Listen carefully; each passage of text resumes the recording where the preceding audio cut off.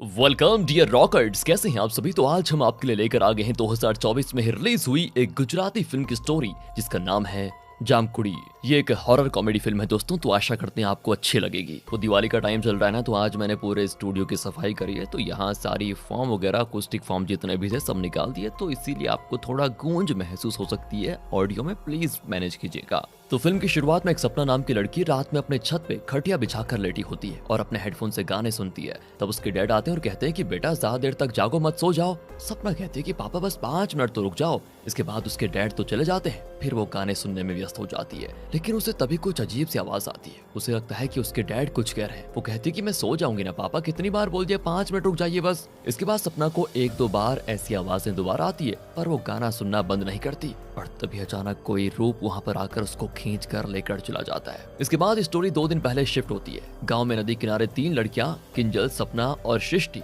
Box में गाना बजाकर गरबा कर रही थी। तभी वहाँ पर ओमकार नाम का आदमी आकर बॉक्स को तोड़ देता है और कहता है कि तुम लोग पागल हो गई हो क्या? तुम्हें पता नहीं है कि रानीवाड़ा गांव में गरबा करना मना है? किंजल तो शहर से पढ़ाई करके फिलहाल लौटी है, तो शायद वो गांव के रीति रिवाज के बारे में भूल गई होगी। पर तू तो सरपंच की बेटी है ना, तुझे तो डायन जमकुड़ी के शाप के बारे में पता है ना? तब किंजल कहती है कि क्या काका, आजकल के जमाने में आप भूत प्रेत पर विश्वास करते हो क्या? अरे अब तो हमने गरबा कर भी लिया, अब क्या करेगी आपकी डायन जमकुड़ी? ओमकार कहता है कि भगवान से प्रार्थना करो बस वो किसी की जान ना ले।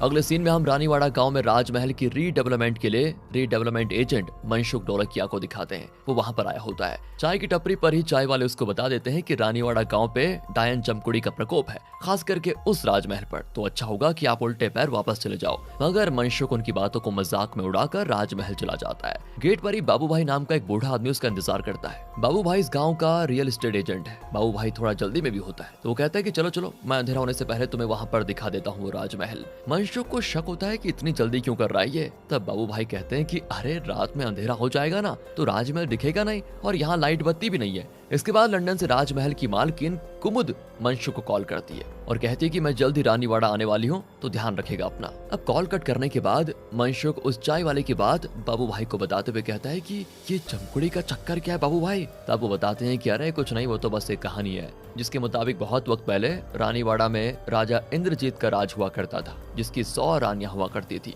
और वो अपनी 100 रानियों से बहुत प्यार करता था। जिस तरह से शाहजहां ने अपनी प्यारी बेगम मुमताज के लिए ताजमहल बनाया, उसी तरह राजा इंद्रजीत ने अपनी 100 रानियों के लिए ये खूबसूरत महल बनवाया था, जिसका नाम उन्होंने रानीवाड़ा रखा। यहाँ जब तक 99 रानी रहा करती थी तब तक तो सब ठीक था, मगर जैसे ही 100वीं रानी आई जिसका नाम जमकुड़ी था, तो उसने बाकी की रानियों से जलना शुरू कर दिया, क्योंकि उसे डर था कि राजा की संपत्ति 100 हिस्सों में बढ़ जाएगी। जमकुड़ी का उद्देश्य ये था कि वो सारा राज्य खुद हड़पना चाहती थी। उसने तो एक रात प्लान भी बनाया था राजा की तिजोरी लूटने का, पर किसी तरह ये बात राजा के कान तक पहुंच गई। अब इससे पहले कि वो कुछ कर पाते, जमकुड़ी ने गुस्से में 99 सोती हुई रानियों के ऊपर तेल डालकर आग लगा दिया। इसके बाद वो खुद पेड़ में रस्सी डालकर लटक गई और मरते हुए उसने रानीवाड़ा को शाप दिया कि राजा का खजाना मेरा नहीं हुआ तो किसी का भी नहीं होगा, मैं खुद खजाने की रक्षा करूंगी। जिस रात जमकुड़ी ने खुद की जान ली वो नवरात्रि वाली रात थी, इसीलिए नवरात्रि में उसका गुस्सा बिल्कुल 7वें आसमान पर होता है। वो नहीं चाहती कि कोई गरबा वगैरह खेल कर एंजॉय करे। जमकुड़ी की कहानी सुनते सुनते बाबू भाई मनसुख को पूरा रानीवाड़ा का टूर करवाते हैं। वो उसे रानीवाड़ा का कोर्ट, रानियों का मास्टर बेडरूम्स, शाही रसोई, शाही स्नान घर, जेल वगैरह सब दिखाते हैं और हर जगह इन्हें किसी के होने का एहसास होता है दोस्तों। मगर बाबू भाई हर बार कोई ना कोई बहाना बना देता। जैसे किचन में जब बर्तन गिरते हैं तो वो कहता है कि अरे चूहा होगा, खिड़की दरवाजे जब खुलते बंद होते हैं तो वो कहता है कि अरे हवा आ रही होगी बहुत तेज। जिस पेड़ से लटक कर जमकुड़ी ने खुद की जान ली थी, उसकी एक टहनी टूटने पर वो कहता है कि अरे पेड़ बहुत पुराना हो गया है ना, इसलिए टूट गई होगी। इसके बाद जब मनसुख को बेसमेंट के बारे में पता चलता है तो वो बाबू भाई से कहता है कि जरूर यहीं पर खजाना छिपा होगा, चलो ना हम दोनों मिलकर उसको ढूंढते हैं और सारा का सारा खजाना आपस में हाफ हाफ बांट लेंगे। मगर बेसमेंट में अंधेरा होता है, पर बाबू भाई के रहते चिंता करने की जरूरत नहीं होती। वो तो अपने पास हमेशा एक टॉर्च रखते हैं। अब टॉर्च को जलाकर बाबू भाई और मनसुख दोनों बेसमेंट में जाते हैं, पर वहां से अचानक मनसुख कहीं गायब हो जाता है। मनसुख को बाबू भाई काफी आवाज लगाते हैं पर वो नहीं मिलता। तब वो डर डर के बेसमेंट से बाहर आ जाते हैं। वहाँ उन्हें खून के पैरों के निशान दिखते हैं, जिससे वो पूरी तरह डर जाते हैं। तभी वहाँ पर राजमहल के गेट का ताला खुला हुआ देखकर इंस्पेक्टर ओमकार आ जाता है।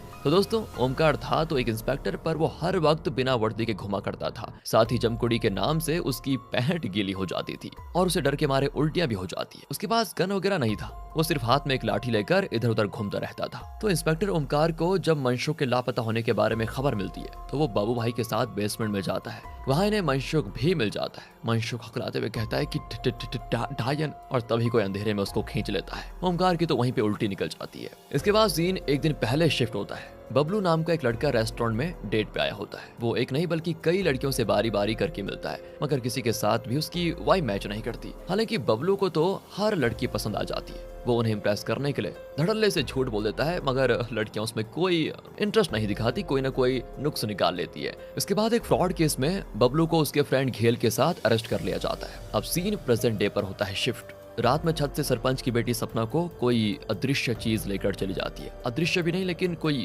खतरनाक। उधर बाबू भाई किसी तरह बचकर अपने घर तो आ गया था, पर डर के मारे उसकी हालत बड़ी खराब हो जाती है। वो सारी बात अपनी फैमिली को बताता है और यहाँ पर हमें पता चलता है कि बाबू भाई की फैमिली में वाइफ और बेटी है। बेटी का नाम किंजल है, जो हाल फिलहाल शहर से पढ़ाई करके लौटी हुई है और उसने ही सपना और सृष्टि के साथ मिलकर वहाँ गरबा किया था। इसके अलावा बाबू भाई के बूढ़े और अतरंगी पिता भी हैं। तभी पीछे के दरवाजे से इंस्पेक्टर ओमकार बाबू भाई के घर में आ जाता है और कहता है कि दरवाजा मत खोलना। गांव वाले बड़े गुस्से में हैं। उन्हें किसी तरह से पता चल गया है कि तुमने ही उस रीडेवलपमेंट एजेंट के साथ मिलकर राजमहल का ताला तोड़ा, और ये खबर लीक करने वाला कोई और नहीं बल्कि तुम्हारा बड़बोला पिता है। और ताला खुलने और सरपंच की बेटी सपना के गायब होने से पूरे गांव वालों को लग रहा है कि बाबू भाई यानी तुमने उस सोती हुई जमकुड़ी को जगा दिया है और अब वो तुम्हारे खून के प्यासे हो गए हैं बाबू भाई। ये सुनने के बाद बाबू भाई को भी कुछ समझ में नहीं आता कि अब क्या किया जाए। दूसरी ओर लॉकअप में बबलू और घेल की मुलाकात एक अघोरी बाबा से होती है। घेल जानता था कि ये फ्रॉड का केस तो झूठा ही है, आज नहीं तो कल हम छूट ही जाएंगे,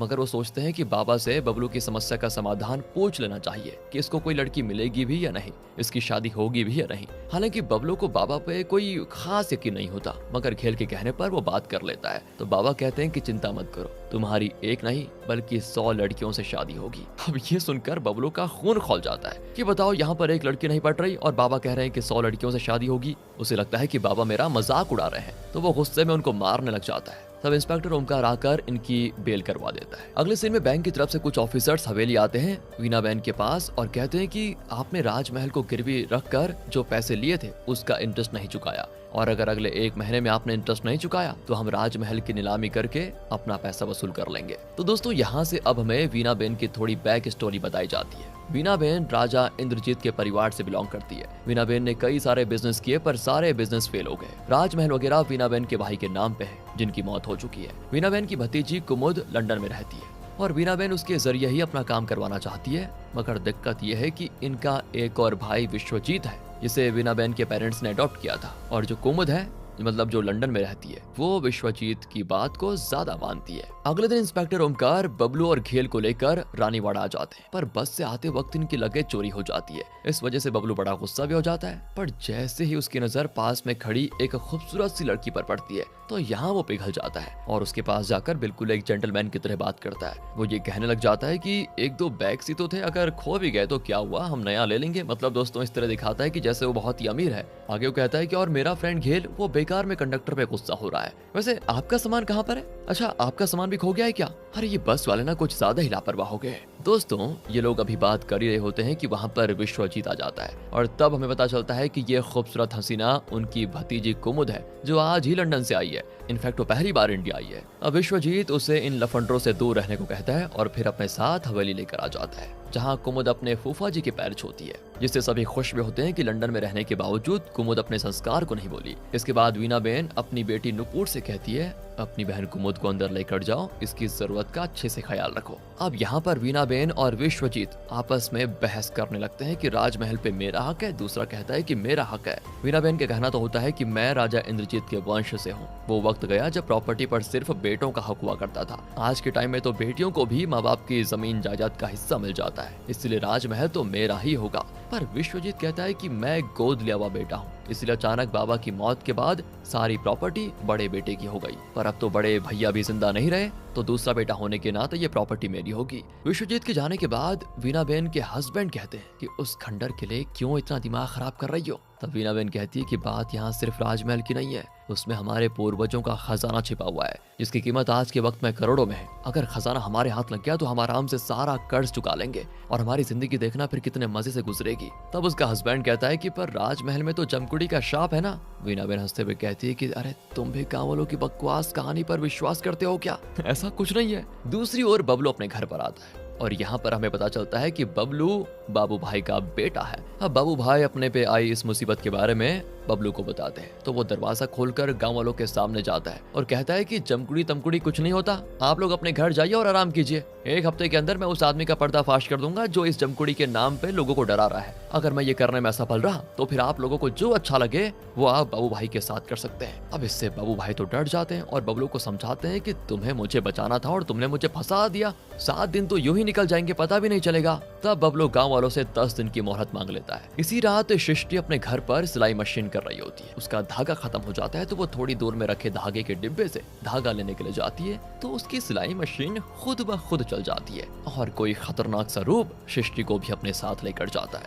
अगली सुबह गांव के सरपंच वगैरह फिर से बाबू भाई के पास आते हैं और कहते हैं कि आप लोगों ने 10 दिन की मोहलत मांगी थी पर यहाँ तो 10 घंटे भी नहीं हुए और हमारे गाँव की एक और बेटी जमकुड़ी का भोग बन गई है। दूसरी ओर वीणाबेन कुमुद को अपने परिवार की फोटो एल्बम दिखाती है और काफी एक्साइटेड हो जाती है। वो कुमुद से कहती है कि इतने सालों के बाद तुम इंडिया आई हो तो क्यों ना राजमहल का रेनोवेशन करवाया जाए और नवरात्रि में इस बार गरबा भी तो करना है, उसको भी अच्छी तरह सेलिब्रेट किया जाए। इसके लिए कुमुद भी राजी हो जाती है। इसके बाद बबलू और घेल राजमहल जाते हैं। यहाँ बबलू घेल से कहता है कि मैंने बाबू भाई के मना करने के बाद भी रेनोवेशन का जिम्मा तो ले लिया पर इतने बड़े राजमहल में हम मनशुक और गायब हुई दोनों लड़कियों को ढूंढेंगे कैसे? तब वहाँ पर कुमुद आती है, वो रेनोवेशन का काम दिखाने आई थी। कुमुद को देखकर बबलू घेल से कहता है कि तुम्हें तो सुसु आई थी ना, जाओ जाओ जाओ करके आओ, तब तक जरा मैं राजकुमारी को राजमहल तो घुमा लूं। घेल को तो सुसु आती भी नहीं मगर उसको जाना पड़ता है। इसके बाद बबलू कुमुद से थोड़ा फ्लर्ट करते हुए उसे राजमहल घुमाता है और इस दरमियान दोनों एक दूसरे के लिए थोड़ा अट्रैक्शन दिखाते हैं दोस्तों। और जब तक राजमहल का रेनोवेशन कंप्लीट नहीं हो जाता ये दोनों साथ में बहुत सारा टाइम बिताते हैं जिससे होता यह है कि एक दूसरे से काफी अटैच्ड हो जाते हैं। रेनोवेशन के कंप्लीट हो जाने के बाद वीणाबेन राजमहल में आकर पूजा भी करवाती है।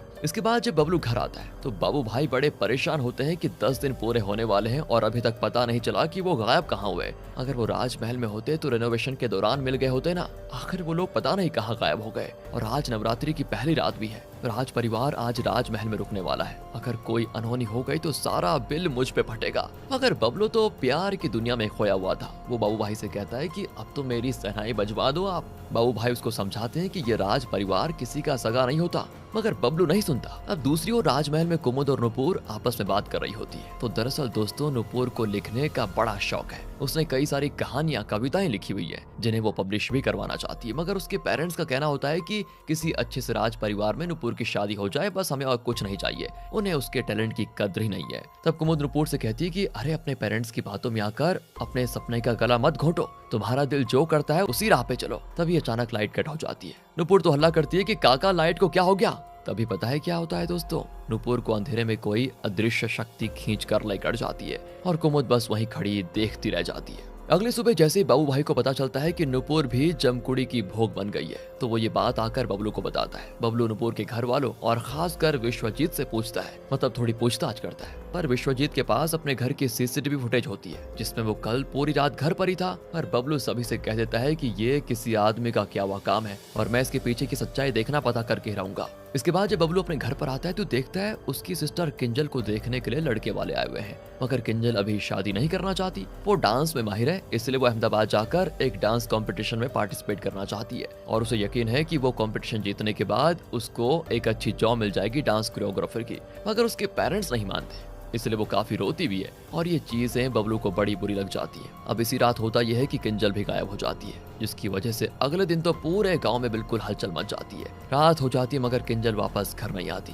किंजल की मॉम का तो रोना बंद ही नहीं होता। बबलू भी काफी गुस्से में होता है। वो गांव के लोगों को लाठी देखकर साथ में चलने के लिए कहता है मगर कोई भी जमकुड़ी के डर से चलने को तैयार नहीं होता। तब बबलू सबसे कहता है कि जमकुड़ी तुम लोगों के मन का डर है और आज हमें अपने दिल से जमकुड़ी का डर निकालना ही होगा। वो सभी को ललकारता है, उन्हें समझाने बुझाने की कोशिश करता है पर किसी के मुंह से चू तक नहीं निकलता। तब कुमुद सामने आती है और कहती है कि मैं चलूंगी तुम्हारे साथ। बबलू कहता है कि तुम इन सब में मत पड़ो, तुम तो यहाँ रहती भी नहीं हो। वो कहती है कि नहीं, ये मेरा होम टाउन है, मैं अपने गाँव की लड़कियों के लिए तुम्हारे साथ जरूर आऊंगी। बाबू भाई भी चलने को तैयार हो जाते हैं। वो कहते हैं कि ऐसा नहीं है कि मेरी बेटी लापता है इसलिए मैं साथ चल रहा हूँ, मैं तो गांव की बेटियों के लिए भी साथ चलने को तैयार हूँ। इसके बाद ओमकार और फिर चाय की टपरी वाले लड़के भी साथ चलने को तैयार हो जाते हैं। अब बनाता है बबलू एक प्लान कि हम 3 ग्रुप में बंटकर राजमहल जाएंगे और जमकुड़ी को ढूंढेंगे। एक ग्रुप में बाबू भाई और ओमकार होते हैं दूसरे में घेल और चाय की टपरी वाले वो लड़के, और तीसरे में बबलू और कुमुद। जो दो ग्रुप होते हैं उनके तो डर डर की हालत खराब हो जाती है। वहीं बबलू और कुमुद बैठकर इनडायरेक्टली फ्लर्ट करने लग जाते हैं। कुमुद कहती है कि तुमने ग्लासेस लगाना बंद क्यों कर दिया? वो कहता है कि तुम्हें पता है, मुझे किसी ने कहा था कि अगर ग्लास हटा दिया जाए तो आई कांटेक्ट करने में थोड़ा अच्छा लगता है। वो कहती है तुमने किससे आई कांटेक्ट किया? कहता है मैंने वैसा कुछ किया तो नहीं, लेकिन अब करूंगा। दूसरी ओर बाबू भाई जब सुसु करने जाते हैं तो उन्हें लग रहा था डर। वो ओमकार से कहता है कि अरे मेरा ध्यान भटकाने के लिए कोई गाना तो गा जा, और तो भी आ जा। तो वो कहता है कि छुपी है कहाँ, मैं हूँ यहाँ, अब तू भी आ जा आ जा। बाहुबली कहता है कि अरे यार ये क्या कर रहा है तू? बाबू भाई कहता है कि अब ये गाना है क्या? गाना बोला, गाना कोई इनविटेशन देने के लिए नहीं बोला। और तभी दोस्तों इनको अंधेरे में एक औरत का अक्ष दिखता है और ये दोनों चिल्लाते हुए वहां से 9-2-11 हो जाते हैं। दूसरी ओर घेल चाय की टपरी वाले लड़कों को भूतिया स्टोरी सुनाकर उनकी और हालत खराब कर देता है, और अचानक एक हाथ गेल के कंधे को टच करता है। बेचारा बहुत डर जाता है। हाँ, तब वो देखता है कि किंजल के दादाजी भी डायन पकड़ने के लिए आए हुए हैं। गेल उनसे कहता है कि क्या दादाजी, आपका खुद एक पैर कब्र में है और आप जमकुड़ी से पंगा लेने चले गए, बताओ यार। तो गेल दादाजी को वापस भेज देता है। इसके बाद इन्हें भी जमकुड़ी का अक्ष दिखता है। अब ये लोग भी डर के मारे भागना शुरू कर देते हैं। वहीं बाबू भाई बबलू को कॉल करके कहता है कि वो हमारे पीछे पड़ गई है। बबलू तो कहता है कि अरे उसको दबोचो, तब तक मैं आता हूँ। इतना कॉन्फिडेंट कैसा है याद नहीं। बाबू भाई कहता है कि बेवकूफ, वो मुर्गी थोड़ी है जो उसको दबोचो, डायन है वो, डायन। तभी गेल भी कॉल करके बबलू से कह देता है कि वो आ गई है। बबलू को समझ आ जाता है कि ये जमकुड़ी एक वक्त पे कई जगहों पर रह सकती है। तभी कुमुद को भी जमकुड़ी दिखाई देती है, यानी वो एक वक्त पे 3-3 जगहों पर भी हो सकती है। इससे बबलू भी डर डर कर वहां से भाग जाता है, वो भी कुमुद को छोड़कर। इधर ओमकार को दोबारा से उल्टी आ जाती है और वो किसी तरह खुद को कंट्रोल कर पाता है। वहीं बाबू भाई हनुमान चालीसा का पाठ कर रहे होते हैं, भूत पिशाच निकट नहीं आवे। तभी ओमकार देखता है कि वो तो और निकट आ रही है बाबू भाई, और जब वो सामने आ जाती है तो ओमकार जमकुड़ी पर ही वोमिट कर देता है। उधर घेल जमकुड़ी को उसके ही स्टाइल में डराने के लिए उल्टा होकर चलने लग जाता है, जिससे जमकुड़ी पीछे हटने लग जाती है। वहीं कुमुद जमकुड़ी से कहती है कि मुझे प्रूव कर दो कि तुम ही असली जमकुड़ी हो, अगर तुम सच में जमकुड़ी हो तो मुझे निगल लो। तभी बबलू सफेद चादर और मुंह पे रेड पेंट लगाकर वहां पर आता है, जो देखने में काफी भयानक लग रहा था दोस्तों।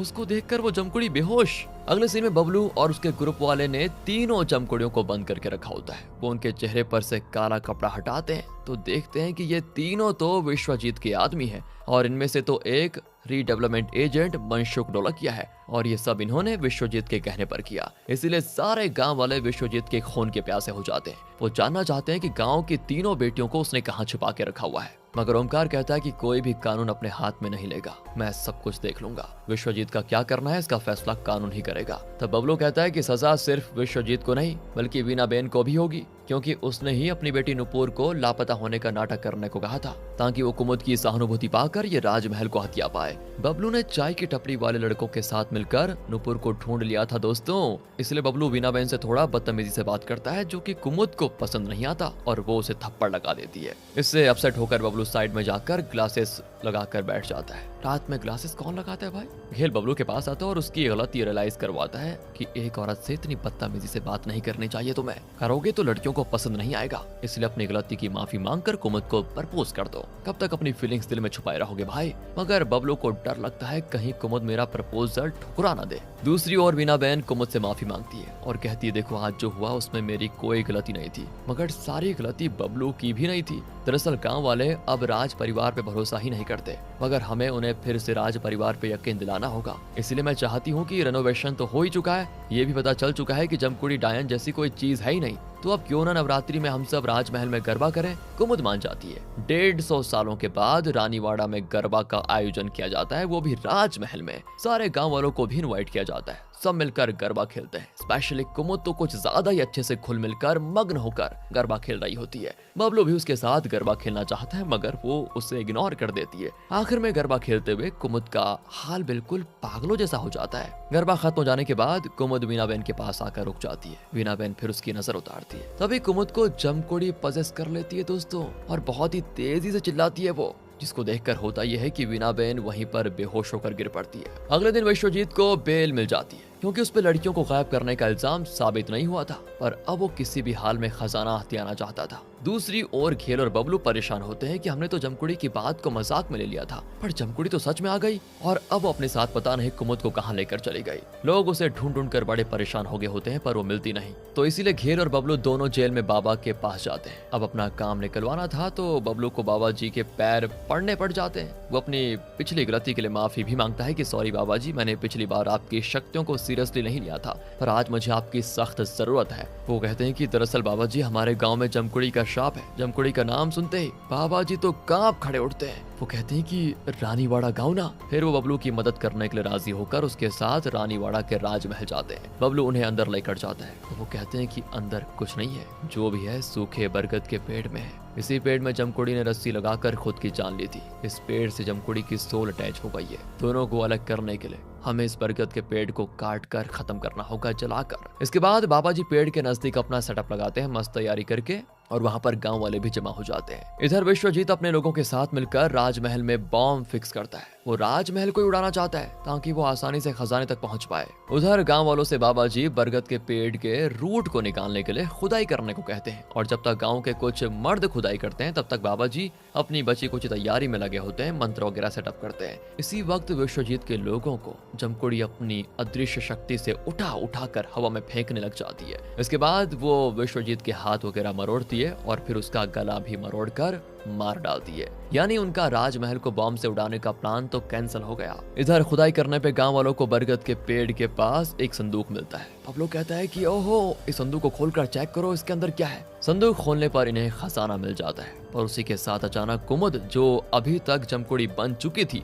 वो अचानक आकर खुदाई करने वाले का गला दबोच लेती है। ये देखकर तो सारे लोग पागलों की तरह इधर उधर भाग जाते हैं। तब बबलू कहता है कि रुक जाओ, किसी को भागने की जरूरत नहीं है। ये सुनकर सभी लोग अपनी अपनी जगह पर रुक जाते हैं। फिर बबलू कुमुद से कहता है कि उस मासूम आदमी का गला छोड़ दो, बेचारा मर जाएगा, भला उसकी क्या गलती है इसमें, तो मुझे बताओ तुम्हें क्या चाहिए। तब जमकुड़ी उछलकर सामने आ जाती है और वो आदमी वहीं हवा में लटकता हुआ रहता है। कुछ देर के बाद वो जमीन पर धड़ाम से गिर जाता है। तभी बाबा जी पेड़ में आग लगा देते हैं, जिससे जमकुड़ी हंसने लगती है और कहती है, तुम्हें क्या लगता है पेड़ जलाकर तुम लोग मुझसे बच जाओगे? ये खजाना मेरा है। तब बबलू कहता है कि नहीं चाहिए तुम्हारा खजाना, और वैसे भी ये तो वही खजाना है ना जिसे तुमने उन 99 रानियों को मारकर जमा किया था। जमकुड़ी गुस्से में चिल्लाती है और फिर बोलती है कि पुरुष प्रधान समाज में यही होता है, वो हमेशा औरतों को ही गलत समझते हैं। उन्होंने मेरी पूरी स्टोरी को ही उल्टा करके रख दिया। मेरी रियल स्टोरी तो किसी को भी नहीं पता, पर आज मैं तुम लोगों को अपनी रियल स्टोरी अपने मुंह से बताऊंगी। इसके बाद वो बताती है कि ये उस वक्त की बात है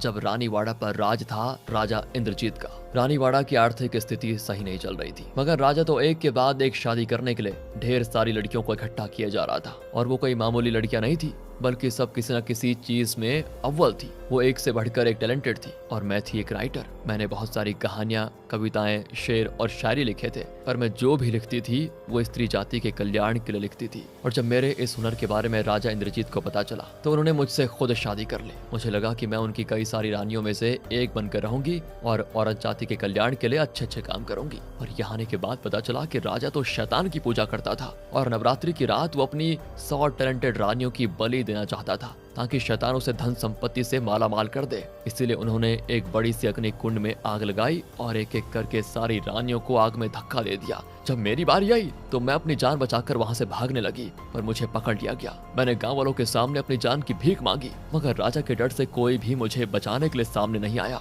नवरात्रि में देवी माँ की पूजा होती है, पर एक लड़की की जान बचाने के लिए कोई सामने नहीं आया। इससे मुझे लोगों का दोहरा स्वरूप देखने को मिला, और मैंने शाप दिया कि रानीवाड़ा में अब से नवरात्रि में कुछ नहीं होगा, नहीं मनाई जाएगी नवरात्रि। अगर किसी ने गरबा खेला तो मुझसे बुरा कोई नहीं होगा। फिर मैंने 99 रानियों की संपत्ति की रक्षा करने के लिए पेड़ से लटक कर खुद को फांसी लगा दी, आत्महत्या कर ली, और तब से लेकर आज तक मैं खजाने की रक्षा करती आई हूँ। और दोस्तों, राजा ने इतना बुरा किया अपनी रानियों के साथ, ये सुनकर गाँव की औरतों की आंखों में आंसू आ जाते हैं। बबलू को भी बहुत बुरा लगता है और वो कहता है कि तुम्हारे और बाकी की 99 रानियों के साथ बहुत ही गलत हुआ, जिसकी भरपाई मैं तो क्या कोई भी नहीं कर सकता। मगर राजा ने तुम्हें शादी के नाम पर जो धोखा दिया था उसे ठीक करने के लिए मैं सच्चे प्रेम और आदर के साथ जमकुड़ी तुम्हारे सामने शादी का प्रपोजल रखता हूँ और रिक्वेस्ट करता हूँ कि चाहे मेरी जान ले लो मगर गांव की गायब हुई लड़कियों को वापस कर दो। तब जमकुड़ी थोड़ा पीछे हटती है और अचानक संदूक फिर से हिलने लग जाता है और फिर उसका खुलता है ढक्कन। संदूक में से